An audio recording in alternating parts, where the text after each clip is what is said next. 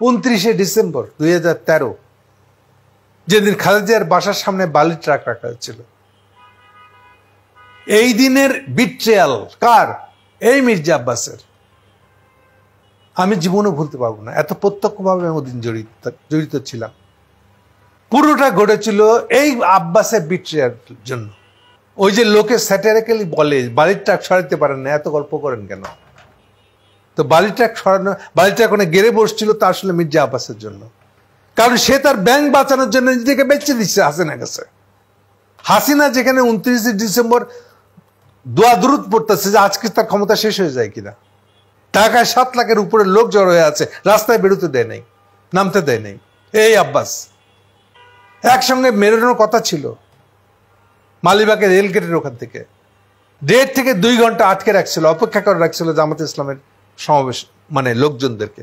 ও কি রাস্তায় ওখানে ঘুরে ফিরে বেরোনো সম্ভব? তাও তারা অপেক্ষা করছিল। আব্বাস বলতেছে এই আসছি আমরা, ফাইনালে আসে নাই। ফলে জামাতে ইসলাম একা যেমনি মিছিলটা বার করে সাথে সাথে পুলিশ গুলি করে এবং ওই স্পটে 2টো জামাতের কর্মী মারা যায়। এগুলো আমরা ভুলে গেছি, আমরা জানি না।